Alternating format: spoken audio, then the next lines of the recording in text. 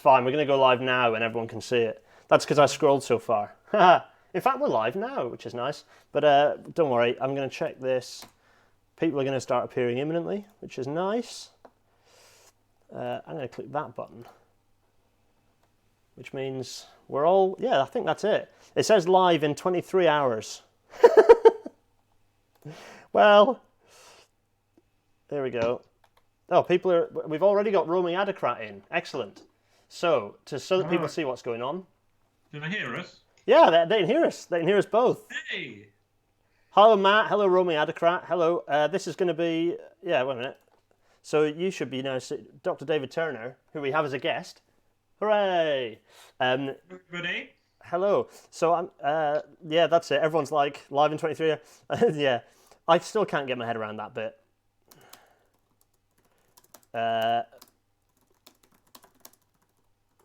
No, you're not. You're not early. It's a slight glitch. Yeah, don't worry about it, everyone. 1901. Yeah, here we go. We're definitely here. We're definitely here. Look at this. Oh, I'm excited. Hello, everyone. Welcome. Actually. So who've we got? We've got. We've already got some of the usual suspects. They can hear us both, nice and clear, lovely. I've got new batteries, everyone, just in case the mic disappears midway through. Batteries, it's good because I've got my lapel mic, which I find quite clear. And Dr. David Turner and I have. So what you liquid drinking? refreshment. Oh, I'm drinking. Actually, I used to not be a huge BrewDog fan, but I am now. Bearing in mind they're my local brewery, essentially, from where I grew up. It's a Dead Pony Club BrewDog. Right. Okay. Which is actually a sensational beer, much as I don't want it to be, because I didn't use BrewDog. I mean, still are run by not very great humans, but they're getting their attitude to the mainstream beer industry, and particularly the mainstream or kind of Camera, for example, was not like particularly nice. The campaign for real ales. Well, Camera, to be fair, actually threw them out of a British beer festival after inviting them, and BrewDog had set up their stand. Well, I think they nearly set up their stand, or they were due to, or something. There was a kerfuffle. I don't know. Really? It's interesting. Yeah. That is interesting. Oh gosh, we could get lost, couldn't we? We could totally just get lost. So just to carry it on, everybody. Yeah, let's see. Ansbach and Hog Days Pale Ale. I'm a big fan of this brewery. You can buy their beer online. But I'm drinking that. I'm a devotee. I've got a special glass. So. Hooray! It's nice. It's nice. People are commenting on the fact that this is why the railways moved to GMT. Simon has a glass of wine. All drinks are welcome. Soft, hard. If any kids are out there, you can have a nice glass of juice or some chocolate milk or just water. Actually. So the breweries in the 19th century used to sell something called family ale, right for your breakfasts. Have it with your cornflakes. Ian Huxtable, hello, nice to see you. Hello, Michael C, good to see Bjarn as well. I've got everyone's confused as to the stream start time, but hopefully they're following it anyway. You're all following it anyway. Milan Z has their water bottle. Terrific. I think we're going right. Okay, so hello everyone. We've got 33 of you with us. We're 3 minutes in. We've already been yammering away. I'm very pleased to say that this is episode 5, so that's the 5th episode. The 6th episode, sorry. It's episode 5, the 6th episode of Rail Natter. I started at 0, David. I don't know why. Like King's Cross? Yeah, exactly. It's a King's Cross reference. I'm very pleased to have with me, I'm very excited actually. We've got Dr. David Turner, my very good friend, my dear friend Dr. David Turner has joined us for this week's episode. Here he is. He knows about all sorts of things, but the theme that we decided to pick for this chat, because I'm sure we'll have David back, is beer. You know, because in this difficult time, some of us have to resort to alcohol to get through. Don't do this at home, kids. Right. Anyway, so we're going to talk about beer. To be honest, we've already done a bit of an intro. We've chatted away already quite a bit, and I think everyone's saying following the people. Yeah, as you can see, David and I are social distancing by not 2 meters but 200 miles. Yeah. So I'll tell you what, without further ado, let's kick off with the titles. Let's do it. Here we go, it's Rail Natter.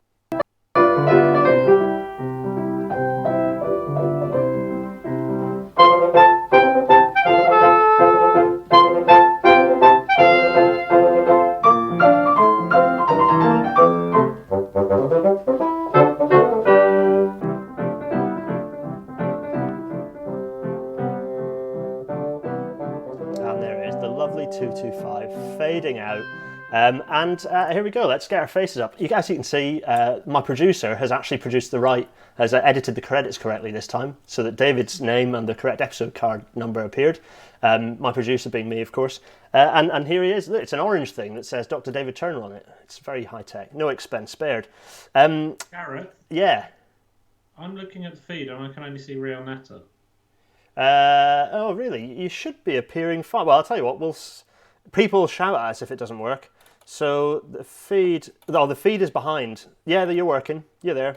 The feed's there's about 30 seconds latency, so you'll be on the feed and it looks behind, but actually it's because it takes 30 seconds to get wired into the pipes of the internet. I know, right? It's a bit weird. Yeah, people are laughing at the fact that this time I kept the titles up to date. Right, okay, let's get on with the presentation. We've done our helloing. Any questions so far? What is the maximum cant you can have on a train without spilling your beer?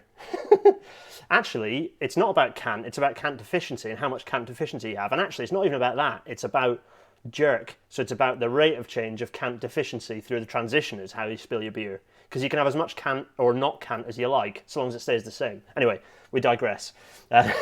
So, right, for goodness sake, poor David just wants to talk about beer, and we're digressing and I'm talking about cant.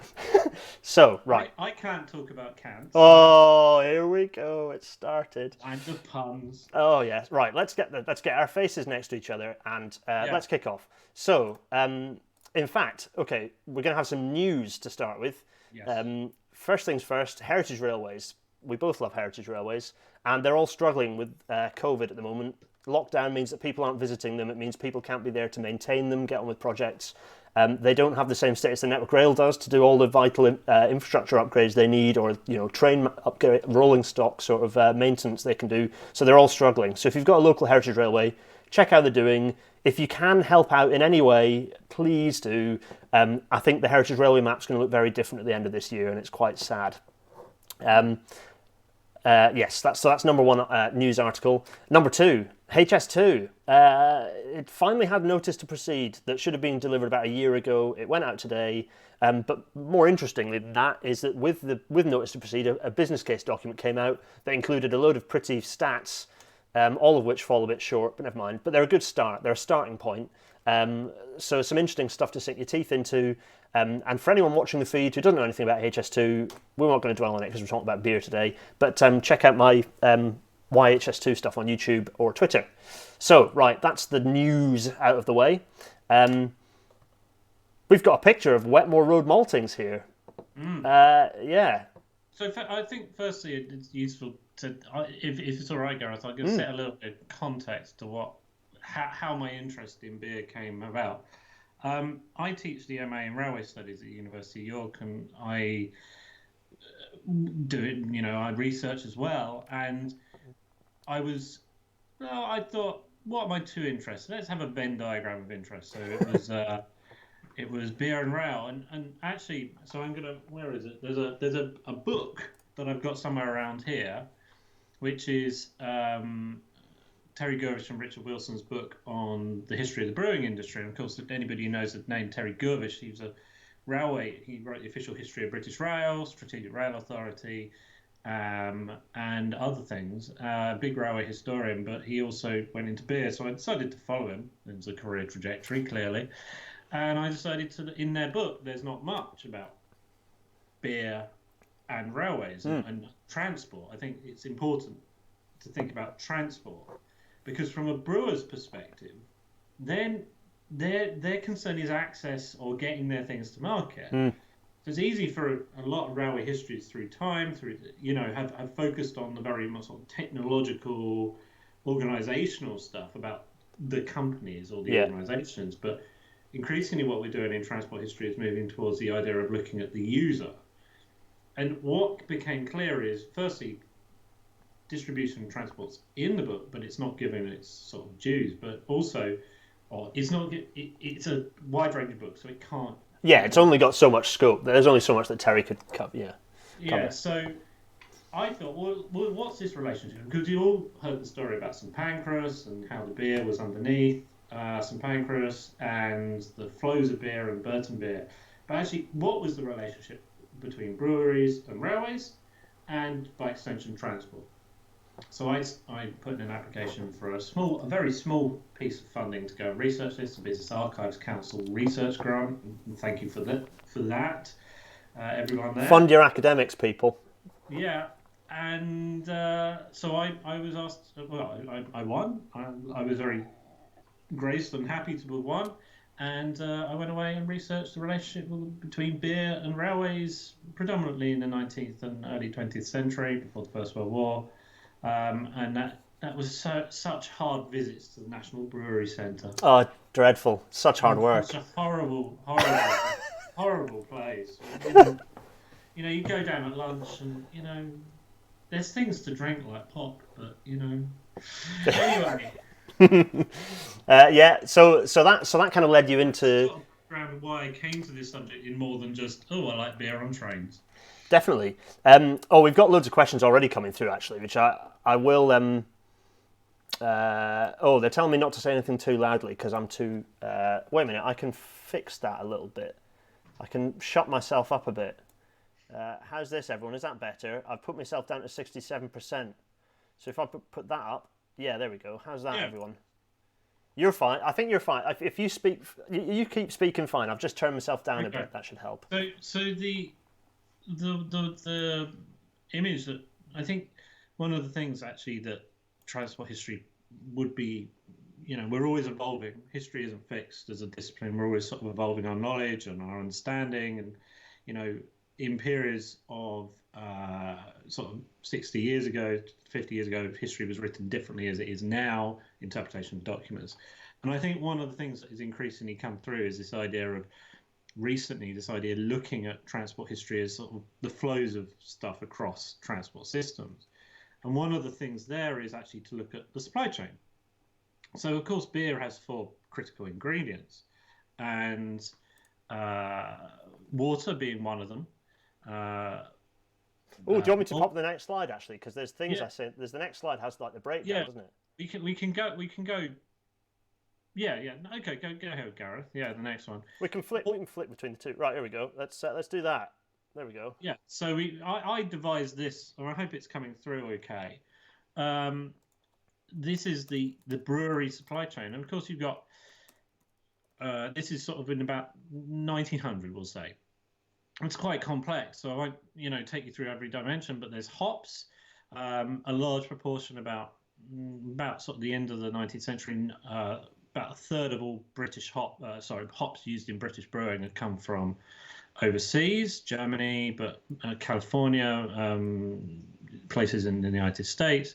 Imported barley, a lot of barley farmers particularly were annoyed at the railways because of the railway rates they said were too high. They couldn't access the same rates as imported grain and importing goods. So there's a whole conversation there about sort of control and mechanisms and restrict how railway practices might restrict economic growth and change.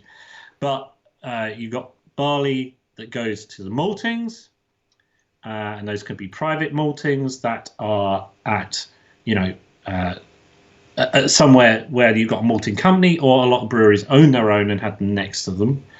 And then once the beer is brewed, beer could go a number of ways: to the private bottler, in the case of Whitbread, to their own bottling depots and stores, or it could go to export, a very small amount of export in the period we're talking about, sort of 19th century, and then to the public house. So there's this whole integrated supply chain. We're not going to talk about it all in detail. But it's important to get that. I suppose it's important to get the complexity of that supply chain across, and because you've got restrictive factors along it. You've got sort of so a good one is the hops, and hops are fascinating for a number of reasons. The railways, of course, conveyed. Kent is the big hop fields of Britain in this period. It's a place of very considerable poverty. That area, hop farming was seen as one of the worst off farmers, in Britain at the time, or it was not seen well. And actually, the railways conveyed every year. They conveyed people from the East End of London down to Kent on hop farmers, hop pickers trains, and these people lived in really poor conditions. They got typhus, they got loads of horrible diseases, and there were campaigns to improve the conditions. So the railways, in terms of mobility, moving the people out there. But hops coming in, the Southeastern and London, Chatham and Dover railways actually conspired to keep the rates at a certain level so that the hop farmers had to pay a certain amount to send their hops to Borough, where you've got a lot of hop factors. What we call them hop factors. They're like merchants and sellers. Okay, yeah. Yeah. And this was a bone of contention. There were two royal commissions on hop farming, one in 1890 and one in 1908, and railway rates come through as an issue, one of the issues. Restricted. So there we got the railway as an actor that is actually arguably, and it needs more research, depressing the fortunes of all the different people along it. So, and the hop farmers try and actually send hops by boat round from Kent down the Thames to Really?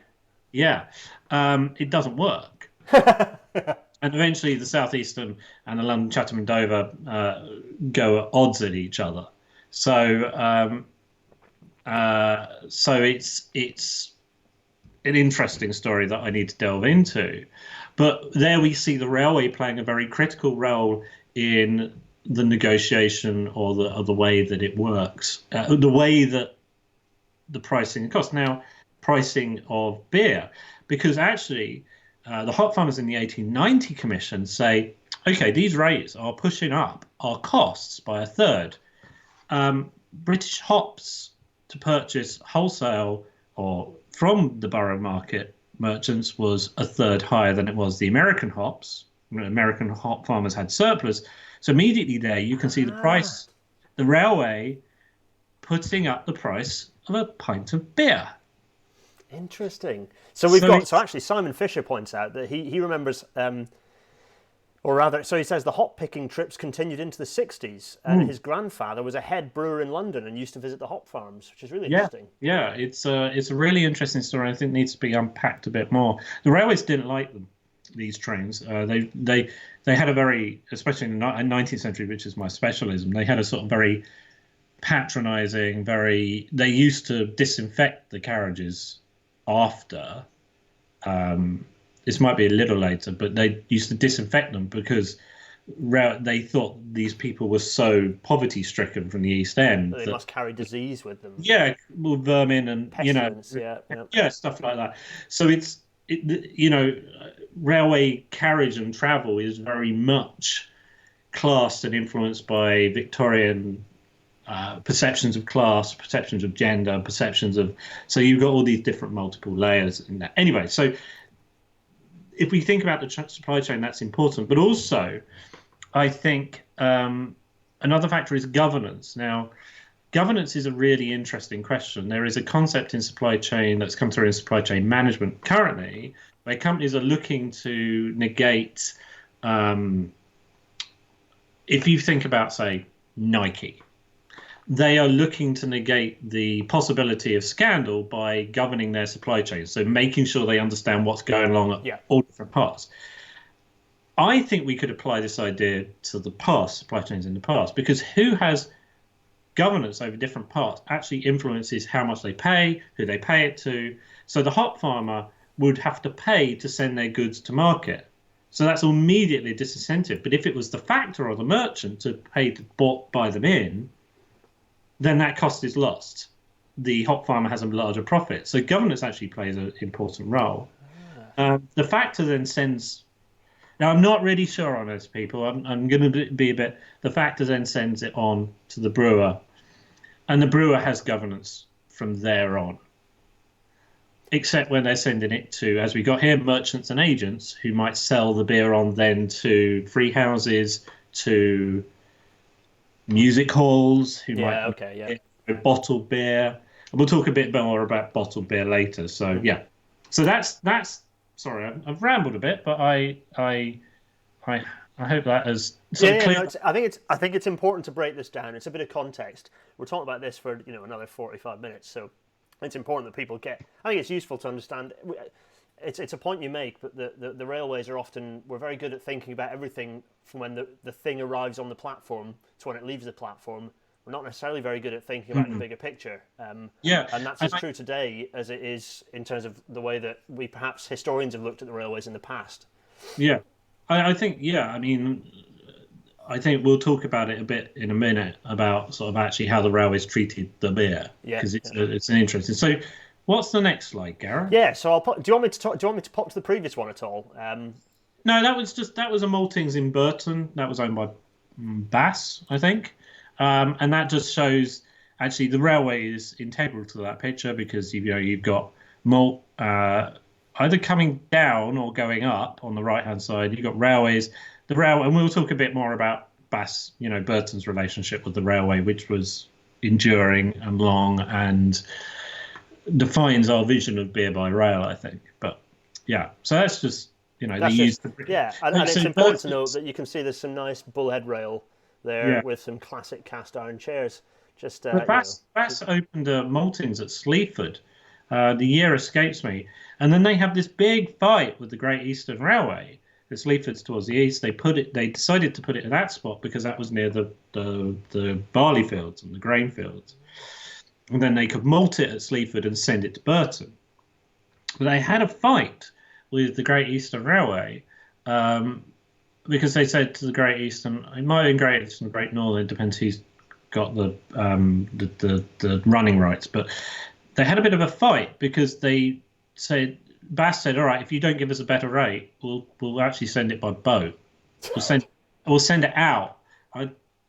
I might be remembering that slightly, but we know that a lot of ingredients came up through the river. The name escapes me, but on Trent. It was the Trent. Yes, of course.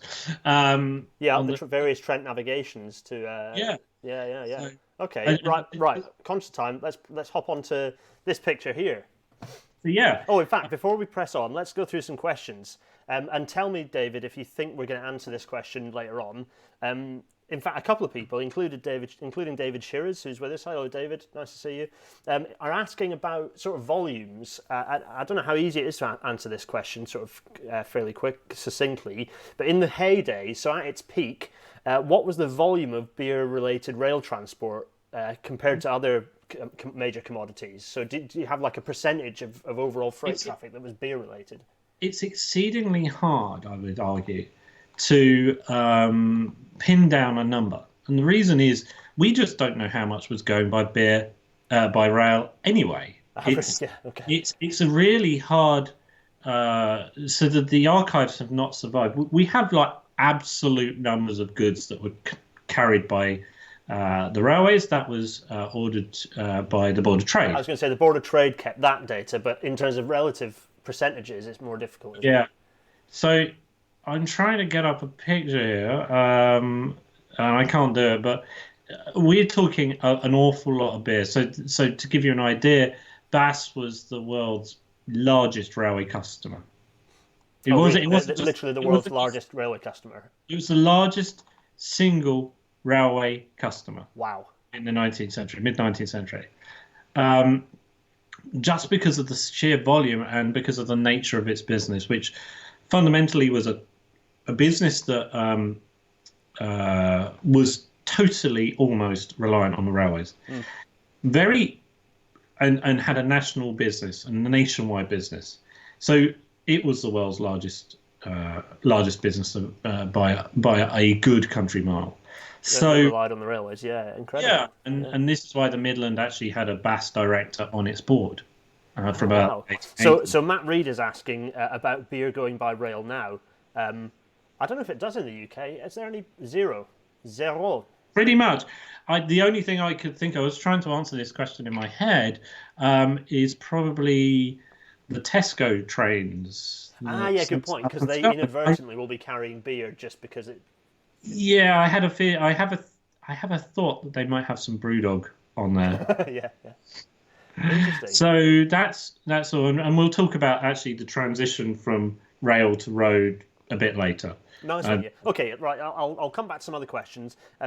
Folks who are in the chat, feel free to just ask again if I've missed your question. Apologies. I've got three. You might remember from last time. I have to kind of bounce around a bit more when I've got a guest on. So apologies if I missed you. Just ask the question again. So right, let's chat about this one then. This picture, I see here are there's some lovely Yeah. architecture, but I also see MR, which is the Midland Railway. So Midland Railway was there were actually four railway companies serving Burton. So this is Burton upon Trent, and the reason I put this here is Burton, of course, developed this huge network of private railways in the 19th century. Bass, I think, had around, don't quote me on this, but 40 miles of brewery railway itself. Wow. In Burton, because it had three breweries. It had three separate breweries and maltings in Burton. Ah, okay. So Bass, one of the defining features of Burton is the water. It's got mineral-rich water. It means you can actually brew lighter pale ales. So actually, this is a good example. That sort of colour of beer, that is, should we say, a Burton-style beer, maybe a bit lighter than it would be. I think the beer we now most associate is something like London Pride or a sort of bitter. And what this allowed, this Bass's beer. So one of the things that railway historians, sort of the transport historians, tried to emphasise is that the railways didn't really create many industries. But Burton beer was known for its clarity, its beautiful colour, its nice taste before the railways arrived. But it took like 3 weeks to get to London. It cost a fortune to get to London. It was an elite, a very elite drink. And of course, anybody who's worked with cask beer knows it goes off pretty quickly. Once you tap the barrel, but 3 weeks on the road, it would cost. So the railway comes to Burton in 1839, and this gives it a link to London. Now in London, of course, the big porter breweries brewing porter, they used to have like pewter tankards. It wasn't very attractive. London porter, again, another Fuller's beer, actually is a good exemplar. And it's nice beer. I like it. I have to be in the mood. But London porter is one of my favourite beers. Don't get me wrong. But suddenly there's this influx of Bass beer, and the reason is Bass is able to access cheaper and quicker the London market.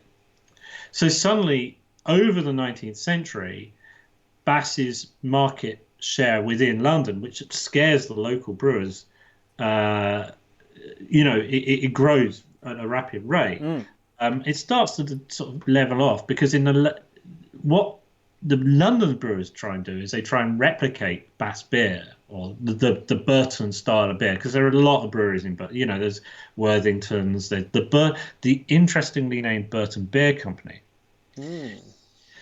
Really worked on that name for a while. Yeah, really original. Clearly slaved over it. You just imagine the marketers all sat there with their stovepipe hats going, I see, why do we call it the Burton Beer Company? All right, Jeff. And then everyone going, by Jove, he's got it. Just like all nodding enthusiastically. But the result of this, and it's not just London, it's a national trade. I mean, I think about a third of all, of Bass's output went to London. If I could find those statistics, I'd be able to give you a precise number. It might be a little bit higher. People can pest you on Twitter afterwards, right? Yeah. It may be something I'll do something on it, but it means that Bass, there's this immense pressure. So Bass doesn't really have a tied house trade. So the London brewers would use horse and dray to deliver to a network of tied houses. It would be a local operation. So Bass doesn't really have that. And Guinness, of course, also in Dublin uses transport networks in a similar way. Guinness, I think, had like 2 pubs. One was the staff club and another one was elsewhere. I can't remember. They used the railway in Ireland to spread their network. That's one of the reasons Guinness was so dominant in Ireland, because of the railway. Bass is a similar thing. It uses a network of agencies principally supplied by rail. What this means is that as that sort of integration with the railway network comes, the network within the brewery complexes grows and grows and grows, so that they can take beer from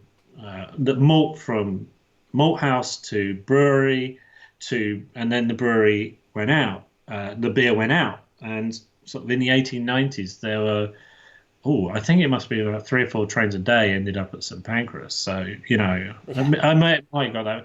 Sorry, I should have swatted up on some facts, but the beer trade going out of Burton is absolutely It's massive. colossal. Like, it's enormous. It's colossal. As we said before, it's the largest. It's the largest railway customer in the world by the late 19th century. Yeah. To the extent that the railway companies actually have something called the Burton Agreement. Now, that sounds a bit dubious, and pooling agreement. Oh.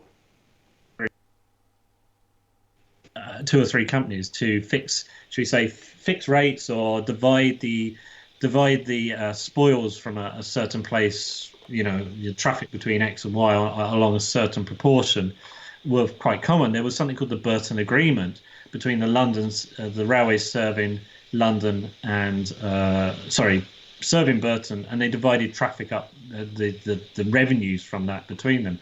Actually, I've just found what I was looking for. I know, so to give you an blinked idea, out a bit. Your internet clearly was loading something big because you dropped out and I thought we'd lost you. Did You came back and we're good. Sorry. So to give you an example, in the year ending June 1874, breweries' accounting years ended in June in the 19th century. Don't ask me why.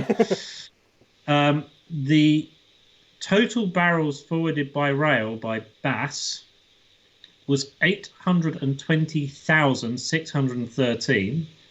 35% of that went to London. So, good grief. So you're talking the best part of a good chunk of nearly 1 million barrels.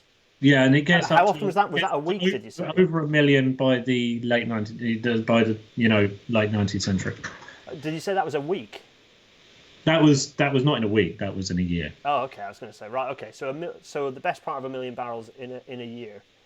That's so this sizable amount of beer. This industrial network goes up in Burton, and it's interesting. You talk to people from Burton now, and it's really fascinating. They will talk about how they remember waiting in their cars in the 60s for these trains to go past, the early 60s, or even earlier in the 50s, just because there was so many wagons going through the town. So, right, 2 things. The first is that Simon Fisher again is bringing us much interesting points, which is that Guinness's route to London was through the Park Royal Brewery, which at its peak was the largest brewery in the world, apparently. Yeah, no, absolutely. St James's Gate. I mean, Park Royal was the sort of second site, if I recall, and it was distributing a lot of beer. It was a huge brewery. Guinness. I mean, I'm not entirely sure, but Guinness would also send. There was a joke that the best Guinness in the world was in Liverpool because they send it across by steamer. Yeah. And I think Guinness used multiple sort of distribution networks from 2 breweries. So yeah. Second point. In fact, I've got 3 points. So the second point is that I've moved on to my second. Most of what I've got is the same as the first, but this one is a little beer. It's quite good actually. It's Red Rye Captain Pale Ale, nice and cheap. This was £1. It's very tasty as well actually. Right, so Simon Fisher is pointing out usefully that a barrel is 288 pints. So what's that? Wait a minute. Let's do 288 multiplied by 800,000 is big party. Oh, that's 230. That's 230 million pints a year. Yeah. There's some numbers. Crikey. Anyway, right, we're massively behind schedule already. I love it. All right. Let's hammer through. Right, okay, so the next one. We'll go a bit of a pace. Well, we'll get through the next 3 a bit quickly. So that one's a lot of what I've just talked about. You can see the action there, loading beer in barrel, and that open sort of wagon system, wagon load traffic, which the breweries didn't really like it.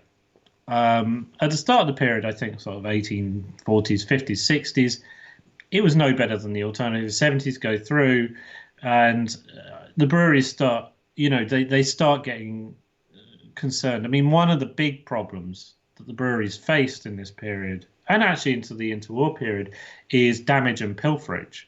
One of the big objections when the railways are facing off against road transport, and we'll talk a little bit about that in a bit, is that if you've got governance over the supply chain, so if you've got control over how your beer moves, you can move it more securely.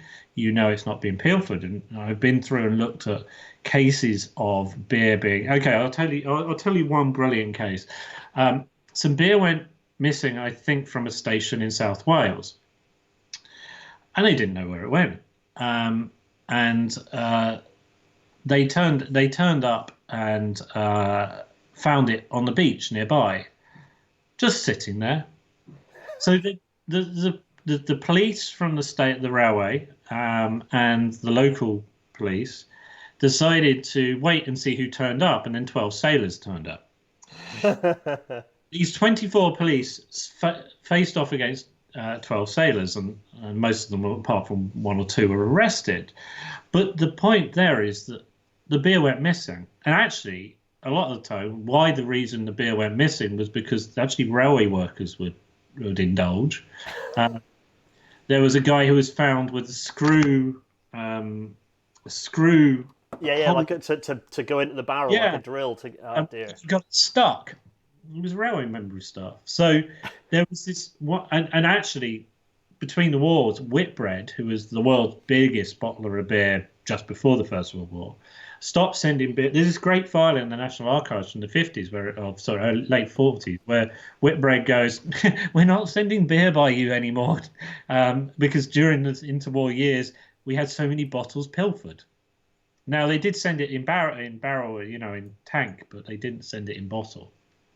So this is a big issue that the system that the railways put in place is progressively seen as not fit for purpose, not fit for the secure and effective delivery of the beer. And one of the things is beer, especially towards the late 19th century, gets actually paler. Running ales, they are time sensitive, and a lot of breweries complain or consider that, we need this beer to get there on time.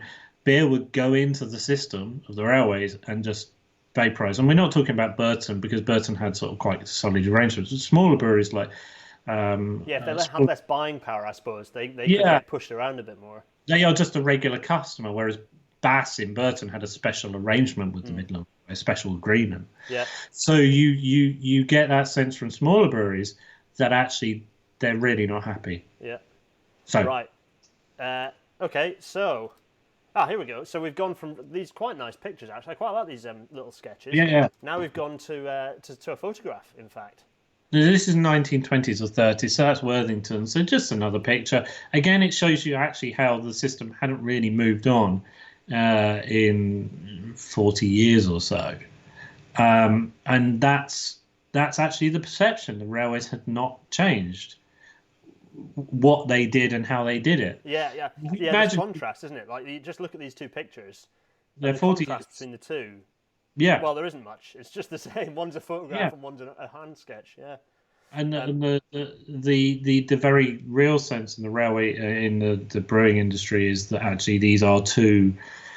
This is an industry that is generally not serving our needs, and we'll talk about road transport because that's actually a very interesting subsequent side story to this. Yeah. The Burton brewers stay with rail much longer because their networks in Burton locks them into the rail transport in a sort of path-dependent way. So a few people are pointing some stuff out. There's some good maths going on in the chat, which I'm enjoying. There's people bouncing around various sort of scale statistics about beer. Yeah, interesting. Simon Zev Kendall is pointing out that Carlsberg Brewery in Valby was built above the main. Sorry, I pronounced that in a very English way. Carlsberg Brewery in Valby was built above the main railway line out of Copenhagen. The good quality water was discovered during the railway works, and they built a siding to connect the brewery. Oh, that's interesting. And then John Christoph is highlighting how it just all sounds very familiar. Time-sensitive goods sat spoiling in a rail yard sounds a bit familiar. Yeah. To And I think if we broaden it out, and I want to highlight the work of my good friend Tom Spain here, who studied the transition in the food industry from road to rail, rail to road even, from about 1919 to 1975. His thesis is available to download, anybody? But he has pointed out that one of the problems is that the railway sort of expected the brewers, or not the brewers, he didn't study brewery, but manufacturers to sort of partly pay for special arrangements, and they weren't very attentive transport suppliers. Yeah. So right, here's St. P. Let's St. talk about P. St. Pancras. Okay. So of course everybody knows the story. The space under the station, it was used for beer, and as I have pointed out in a recent video on my own YouTube channel, there's a plug coming later, everyone. Don't worry. Yeah, it wasn't Bass. It was other breweries, such as Coop and the Burton Brewery Company. And I should say, Thomas was the person, and to give him his full credit, who started thinking about the idea of supply chain governance in the rail industry. So, footnote, quote, etc. But Bass actually had a warehouse on the canal and the northern goods yard, and of St. Pancras. So St. Pancras had a northern goods yard, but underneath you had these beers, and they would have a hydraulic lift that was actually would take the beer down, and that was just outside the station, and the beer train would come into the station, would back each of these wagons individually, or maybe three of them, onto a hydraulic lift and take them down. And underneath the Pancras, there were tracks and wagon turntables. There was a whole, arrangement for it. This intricate system of little mini wagon turntables and all sorts to get everything where it needed to go. Yeah. So Gareth, I think the next one's pertinent as well. Oh yeah. There we go. Yeah. Yeah, so this is the side of St. Pancras. Now it's, of course, entrance to like the Eurostar terminal. But that's, as you see, it's got on the side, it's got Burton Brewery Company, India Pale Ale, and Burton Ale stores. Remember our folk in stovepipe hats very pleased about that name. Yeah, so it's just clearly showing that it wasn't Bass. And I mean, Bass maintains 600 horses at St. Pancras, and I think the interesting so Simon's asked, is the yard the home to the British Library? No, that was the Somerstown depot that was put up in the 1880s. The one I'm talking is further north. Sorry, Gareth, I've chipped in. That's on all right. We've got questions appearing. That's not appeared for me yet. Yeah. Oh, really? Okay. But the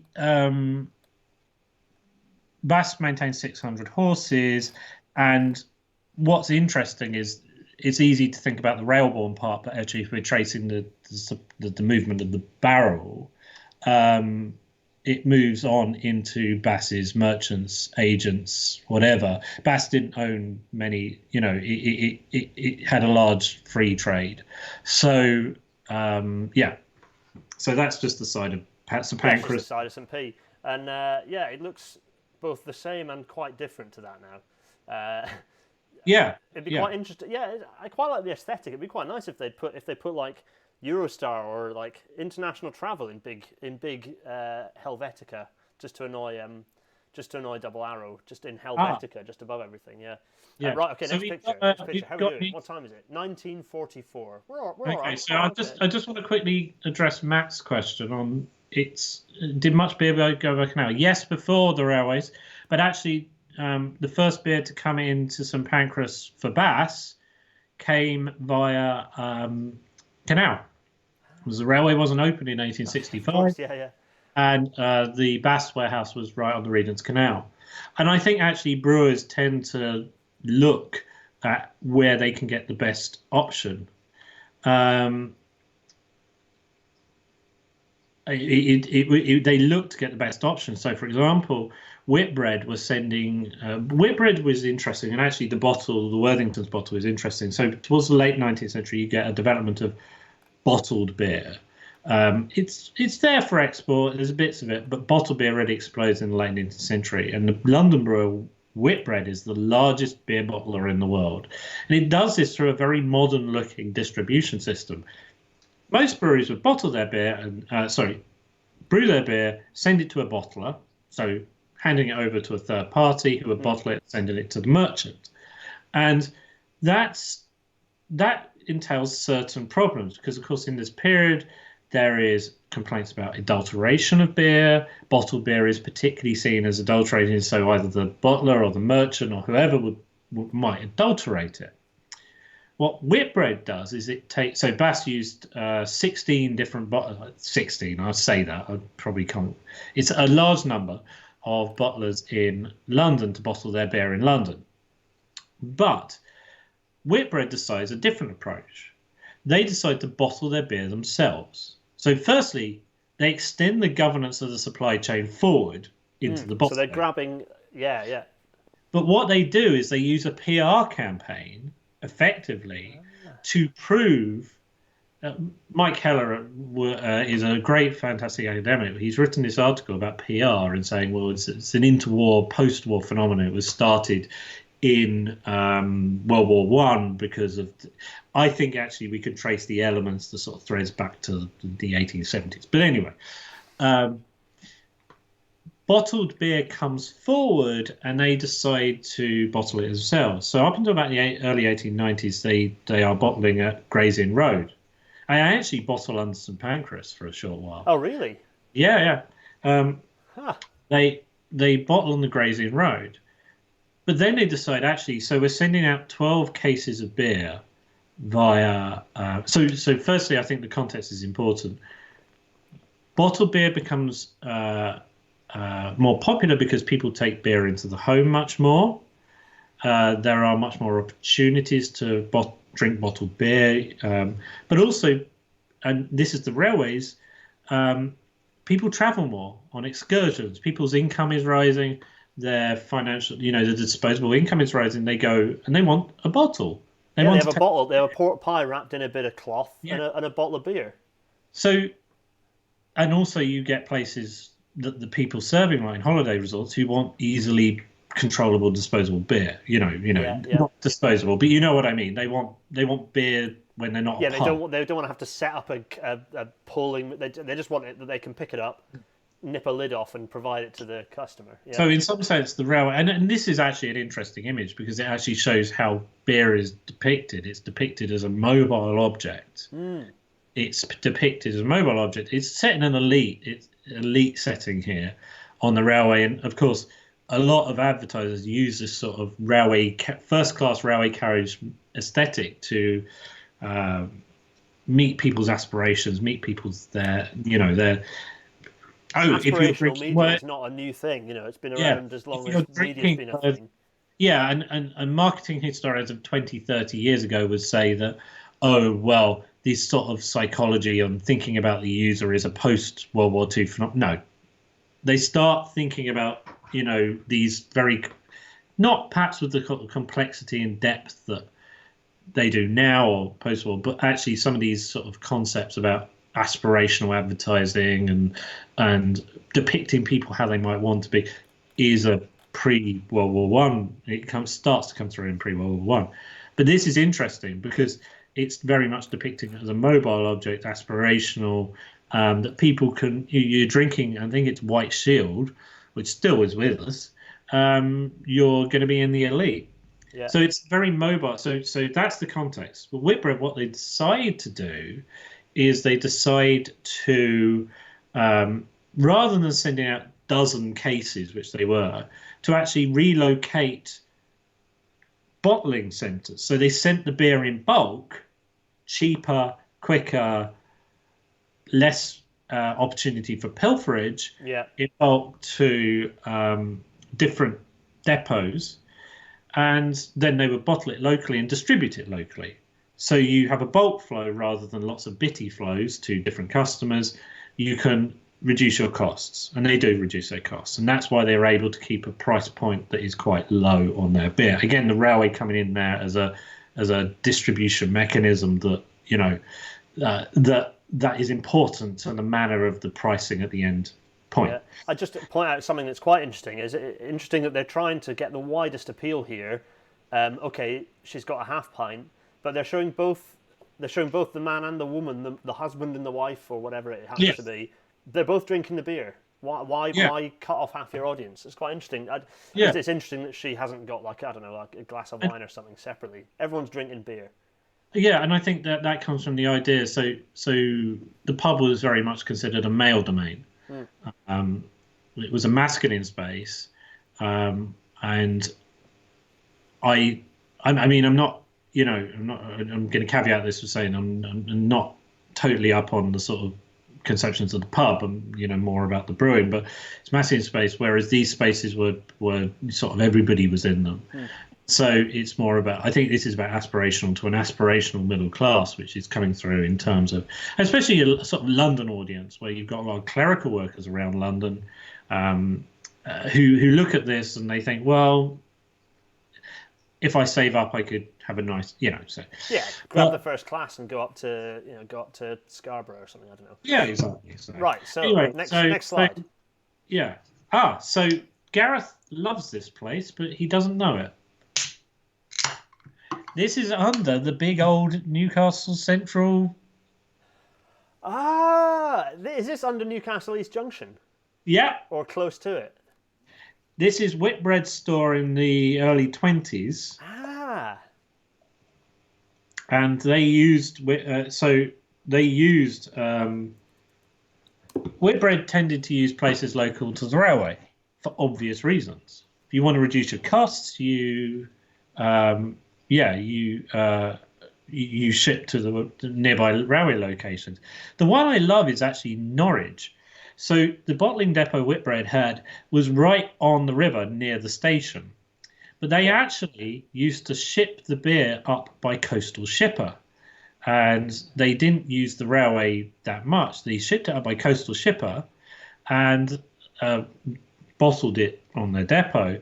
But what that actually also gave them was access to the M&GN station, the Midland Great Northern Station, so they could ship it north. They distributed it by rail from Norwich rather than took it in by rail, because coastal shipper was still quite competitive on bulk flows in the 90s. So this is basically like join the dots, sort of skipping around the coast, kind of barges and things with a tug. Yeah, absolutely. So to give you a sort of a bit of a perspective on this, about 50%, I'm going to say 50% of all coal brought into London in 1910 was brought in by coastal shipper. Oh, really? Yeah, so a variety of different sizes of merchant vessel just skipping along the coast. Yeah. Oh, it's getting dark in London, is it? Yeah, the sun's setting here as well. It's nice out there, isn't it, everyone? It's a good job we're able to be free and outside. So I'm now drinking Ansbach and Hobday's Ordinary Bitter. Oh, lovely. I like the cans on them. Oh, yeah, they're good. In fact, that's the guy who invented the Burton Brewing Company's name. Yeah, exactly. Yeah. So is this a picture? Are these just dozens and dozens of Nuki brands? No, it's probably Whitbread Pale. That was their biggest seller. So. Oh, that is their seller. Yeah, that's true.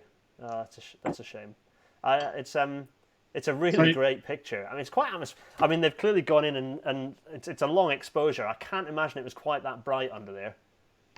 Depends. Yeah, electric lighting. If you have electric lighting, it'd be fine. So that shows what I know. Well, okay. All I can do is think about. They developed this sort of very extended, like the railways in some ways. They developed this very extended system structure, which became quite hierarchical. There were inspectors for cleanliness, and one of the things actually to push against the adulteration thing that they keep professing is that because we control everything, we can ensure cleanliness of our product, of our spaces. You won't be adulterated. You won't be. That's a side note on brewing history, but Right, excellent. Right, okay. Do we have another? Let's go and. Yes. Okay. Right. Okay. Let's start talking about road, because we've got. Oh well, we can run over a little bit, can't we, Gareth? Oh yeah, we can. If anyone doesn't want us to run over, say now. I'm joking. You have no input into this. We're probably going to run over everyone, and none of you seemed to mind last time. Yeah. So the interesting thing about road transport is that the brewers are the biggest users of road transport available. In Britain, or one of the biggest users before the First World War. Now we're talking steam motors. We are talking petrol motors towards the end because, of course, there were certain limitations on power. And I was very interested. David has asked a question about Beeching cuts remove too much of distribution, to avoid road transport. I'm going to say this now: the breweries were using road transport and the biggest users before the First World War. Yeah. Many of the reasons we're gonna. So that's Whitbread's steam wagon in the southwest somewhere. I think I said to where it was, but the breweries. The thing is, even when the railway network was in place, the breweries in the 20s and 30s start going over quite extensively. The local breweries, the big regionals, and the Burton breweries stayed with the railways a long time. But your local brewery, firstly, let's not get ahead of ourselves, because a lot of breweries were still distributing locally by horse and dray. Yeah. And the motor vehicle fits very well into their systems because you have two flows. You have outward the beer and you have inward the empties. So at no point is your vehicle uneconomically employed. Yeah. But even in the early period, and this is where I differ with Terry and Gervish and Richard Wilson's book, is they say, well, you can't compare what the road was doing to the horse and dray. I think you can, because the brewers themselves are making it. And one of the things that the brewers do is they increasingly use road because it allows them to extend their range. The technological things, they can't really do the sort of stopping pubs along the way. They have to do the sort of longer flows because it's starting up and whatever. But brewers are very alive to the possibility of road before the First World War. So it's that early. So I mean, that's a hunking looking vehicle they've got going on there, like an Arctic truck. I'm loving this sort of Sergeant Major looking character in the left shot. He's got quite the mustache, hasn't he? Yeah, well. And also, why has he got the whole truck on a lead? I think maybe it's a steam wagon, so they might be filling out with water. Ah, okay, interesting. Yeah, okay. But the thing is that in 20s and 30s, road is displacing horse and drays quite considerably. And for a lot of the more regional brewers, they are actually... So a good example is a brewer who I can't recall the name of the brewer, but he was in Sunderland. It was in Sunderland. And in about 1910, they were delivering 14 miles away to Anfield Plain on the basis that the railway could not ensure the delivery that they wanted. They couldn't secure the delivery. Yeah. They couldn't make sure that it got there on time when they wanted. And there's this great quote from Commercial Motor magazine where they follow a brewer's dray, and I think it's Shepherd Neame in Kent, and they followed the motor lorry. In Commercial Motor, we have to be careful because it's a pro-road publication. So we have to be a bit cautious about the glowing reviews. But it says, this publican says, well, when the railways delivered it, I never knew what time it would be here. But I know when the brewery delivers it direct. And so the motor vehicle offers a security that other breweries, the railway just can't and doesn't provide. It feels very much like an extension. You talked about the fact that they were attempting through various means to get control over the various arms of that quite complicated-looking supply chain. This feels like a natural extension to that, so you can understand why that was happening. Yeah. Did the railways respond in any way, or did they just sort of shrug their shoulders and go, well, what can we do? Well, we saw there that the pictures between the 1890s and 1920s, 30s didn't really change much. I have found one evidence of the Great Eastern Railway having a special beer wagon. Special is a charitable phrase. Yeah. They took a regular wagon and drilled holes in it to get extra airflow. I don't. I mean, I haven't personally studied. My research project was pre-14 period, but I know enough to say that the railways didn't really do much. I mean, you get the first tanks come through. The sort of beer tanks in the shall we say just post-war period, and actually Whitbread. The BR starts off with the Second World War offering tankers, so road rail tankers. So you get, and so actually in your intro image, that's a tanker. Oh yes, yeah. But these are for the long distance bulk flows, and actually on local delivery, it had already lost that even before Beeching to a large extent, and actually road usage. Once we get past rationing, once we get petrol rationing after the Second World War, the massive drop-off, even in Bass's operation, very rail orientated, the massive drop-off comes in the late 50s, early 60s before the Beeching cuts. And by by the end of the sort of 1917, if I recall, it's later, but it starts dropping off quite considerably just before Beeching. Bass's big bulk flows, and they stop in the rail. They stopped sending stuff by rail in 1969, I think.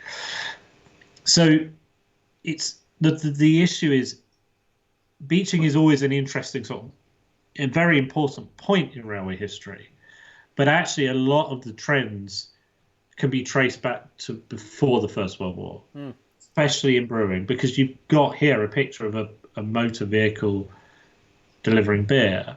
And the brewers there's this great quote in The Architect, I think it's the Architect magazine from about 1917, basically saying it's not a case of if the railways are supplanted, it's when. And the railways have very, very, very interesting sort of, they have all these points at which they alienate people against the railways. So 1911 strike, brewers are talking about that as a sort of seize up. Oh, if we controlled our own flows, we could not, Yep. 1913 rates increase. 1926 strike. 1955 ASLEF strike. 1957 rates increase. So you've got all these points at which the railways as a third party are increasingly sort of pushing against their customers in some sense. Yeah, they're doing themselves absolutely no favours. Yeah, I mean, BR in the 1960s then goes to lose wagon load freight. It tries, under Beeching, and that's an endpoint. I'm not going to argue it because but it could be possibly suggested. I'm going to caveat that heavy that was actually a bit of a nail in the coffin to a process that had been going on for a long time. Yeah. So, I think it's easy to see Beeching as an important point, and it's very important. But I think that broader context is important to acknowledge. So we've got we've got all sorts of we've got David Shepherd wondering whether the post office railway, so the little underground thing that Tim and Samir Ahmed travelled around on, wondering if that could be used to fire beer up into the buildings around central London. No, no, it couldn't because there's a museum in the way. Oh no, Gareth, come on! I want that to happen. Why do you just press a button and you just and a beer just goes into your hand like that? That would be terrific. Yeah. Elon Musk might have a number on that. Anyway, so Romy Adocrat asks if we can go back to the slide with the diagram of the whole system and talk about which flows would work with rail now. We're kind of pushed for time, Romy Adocrat, but we'll do it for 30 seconds because I think that's the last slide. So if we look at this one, so very quickly, David, how much of that did rail have an involvement in? All of it. All of it.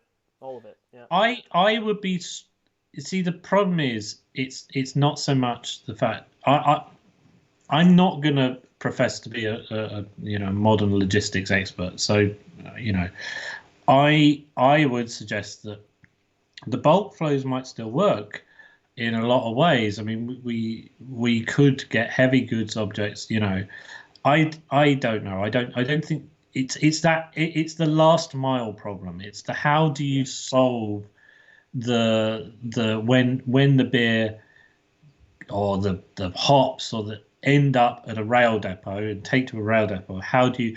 And one of the advantages motor lorries. I mean, I think this is why studying history is useful, because you can see the advantages people see. And the advantage of rail, of road over rail, is immediately acknowledged by the brewers in 1910s, 1900s. Last mile, they can get it direct much quicker and much more reliably. And that's sorry. No. I was going to say, and that's what's interesting about the future, is that if we start rolling out, like in central London, you start rolling out these ultra low emission zones, the HGVs that we've previously relied on for last mile can't run into the city and can't do the last mile anymore. At which point, the usefulness of rail's energy efficiency kind of lifts again. It doesn't cancel out all the benefits that you still get with road, but all of a sudden you do start getting rid of some of those last mile benefits for the end. So that there is a bit of a swing coming into the over the next 10 years as we see more ultra low emission zones appearing in other cities around the UK and internationally. There might be a bit of a switch back to seeing rail managing some more of these bulk deliveries, and you'll start needing more logistics operations within the centre of cities. So don't expect Manchester's Trafford Park to be going anywhere anytime soon. It's an incredibly usefully placed logistics operation. And likewise, London, actually Network Rail are currently working with various stakeholders in London to locate new logistics terminals for rail freight within central London, because actually the demand is starting to climb. I wonder, Gareth, if we think about sort of, I mean, what we're going through at the moment, coronavirus and all that, after it, rail travel might be lowered on some routes, possibly. I'm asking you a question here. Is there a chance that actually there will be train paths freed up for more, should we say, localized parcel traffic or stuff like that? I think that what you might find is particularly if we have a levelling of peak travel, or perhaps a normalisation between peak and off-peak, you might find, and this is partly related to current developments you were seeing in rail freight and micro-logistics within rail freight. Some very interesting stuff happening, where people realising that actually having freight sections of passenger stock or running former passenger stock HSTs or even electric multiple units for freight is quite a good idea, because you can run it in amongst passenger services. Yeah. As we see a move towards kind of service patterns that are more simple, more homogenous, if you like, so all the sort of services do the same thing, passenger services, you might see more freight slotting in amongst it. So you might see a move towards more kind of small-sized freight. I'd recommend looking up Intermodality UK on Twitter to see some stuff about HSTs being used for fast rail freight delivered into city centres. There's quite a lot going on that front. Rail freight that isn't bulk haul, or certainly rail freight that isn't coal, is seeing a renaissance. Okay. We're seeing a renaissance in construction materials being moved around by rail. We're seeing a renaissance in even in some bulk haul like stone, but certainly the main growth for rail freight is in containerized sort of small goods, consumer goods. Massive spike in demand, and if the railways can show that it works, particularly during this virus, actually the railways have come into their own. If the railways can show that they can do it well, the suppliers, the people who are using rail freight, the customers essentially, the railways customers are queuing up. I mean, because there's this wider picture, environmental picture. I suppose there's a whole adaptability question about how the institutional norms might actually. Yeah. But everything's been shaken up, hasn't it? Every institution has its baggage, so yeah. But the world has changed, and I mean, by the time this lifts, probably September, October, before we see a return to normality, or at least a lift of lockdown in September.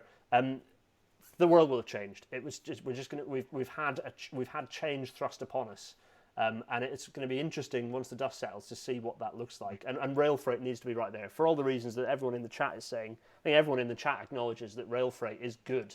It's a good thing. And if you have electric vehicles for the last mile, little electric milk floats or whatever it happens to be, then all the better. I do wonder actually, as a historian, how I can, to use a very academic word, operationalize. Oh yeah, very nice. Operationalize, very good. Operationalize history, our understanding of history, to understand how we can use past things to not. History doesn't repeat. There's echoes, but what can we use from history? My supervisor, Colin Duval, had a phrase: usable history rather than necessarily direct learning. How can we use understandings of the past to inform our knowledge of the present, rather than say, well, this happened in the past, it must happen in the future. But anyway. Yeah, right. So we're late by 10 minutes. Sorry, everyone. You're all ever so patient. I hope this is still interesting stuff. Right. So let's go back to the presentation again. Here we are. It's an advert. It's plug time. Dr. David Turner, you. So I do a number of things. If you've got kids, I do a Q. I used to be a library manager and a library employee for 17 years, part-time, but yeah. So I do a Q&A for kids on British Railway history. The next one probably be next Tuesday. Do Track Through Time, which is my not particularly scheduled but occasional long-form series. And then I do a new thing called On Track Truths, which will be little bits of history of railways, which are sort of slightly dispelling the odd myth. And I've got one on beer, so look at my YouTube channel. Yeah, they're all brilliant, and I'd recommend just have them on, enjoy them, however you want to. It's just interesting stuff. It just adds to the the mythos, but also somewhat dismantles. Particularly, my favourite is On Track Truths. It dismantles the mythos about railways, which is something that I know both of us like to do. We don't particularly like commonly held myths, do we, David? We do our best. We're a bit like the QI elves. We try and dismantle some of those myths. My next one is about actually how people didn't like the railways, particularly in the interwar years. It wasn't Cheers. Excellent. Yeah, so do go and follow Dr. David Turner. Actually, I've got another plug for you, which is, if I can find it, where is it? It's excellent, and it's in the latest Rail magazine, which you can pick up on shelves when you're doing your groceries. Can I find the page? No, I cannot quickly. Yeah, here. Who's this? Look at this. Here we are. So here. I did this article. It took a lot of research, and there's a on it, but it's 1918 epidemic and railways, which is maybe a separate conversation at some point. But really interesting stuff about how railways dealt with the previous mass pandemic. It's just very, very interesting. Absolutely. Thank you, Gareth. I'd recommend it. Always read Gareth Dennis's stuff in Rail as well. It's excellent. I've not been in there much recently. I've actually been phenomenally busy with day job stuff. I know. But you have the recent one. Don't worry, Paul, who is Paul, Richard, and Nigel, all of whom are my bosses. If ever you do watch this, I promise I'm going to get you that list of things and more writing soon. Honest. So follow David. Just follow David on Twitter. He's wonderful. Can I just put a plug up? So this is the book. Is the book I was referring to. If you want a good history of brewing, that's the one. Okay. British brewing. Wait, hold it up. British brewing industry, 1830 to 1980. By Richard Burton and Terence Gervish. Marvelous. I am embarrassingly. Terry actually tweeted me today, and all I could come up with was I responded to him with a smiley. So that's my embarrassing thing today. He also did this, but Yeah. British. Yeah. Anyway, go on. Follow. Yeah. Right. Where was I? So. Sorry. We're so late already. 2013. Sorry, everyone. Yes, I've gone it full screen. Oh, was I not on full? Oh, I wasn't, was I? Wait a minute, I'm going to do this. No one can read it. Everyone. So this is Rail magazine. It's good, full of really good stuff. Congrats to the team are working so hard to get this out. And what I was saying is that everyone should get it because there's an excellent article on, if I can get it in, how railway staff were conduits and victims of a pandemic, and it is excellent, and it's by the Right Honourable Dr. David Turner. There he is. Thank you. It's good. Read it. So let's go back to full. There we go. Right, next. Right. Okay. So this came out last week. Go and watch it if you like. Also, these are going to be. There's the next one, which weirdly I did a live stream last week, which I haven't done the audio for lesson 3 of the Permanent Way yet, which means that I'm going to be referring to a live stream that's it's all got a bit meta. Anyway, that's fine. That'll be coming out on Friday at 6. People seem to enjoy them. I'm trying to make them shorter, but so far they've both basically been about 20 minutes long. Sorry. And also I've made my bed and I have to line it, and I put a gag at the start of every single one as well, which I now have to start writing comedy for every single one, which was a mistake. They're on Fridays. This is this. Why have I put this here? Oh. Yeah, this is out of date. I should have put another picture here. So far, there's a vote on Twitter, go vote, between APT or the Morpeth Curve for next week's Rail Natter. And everyone's kind of going towards APT.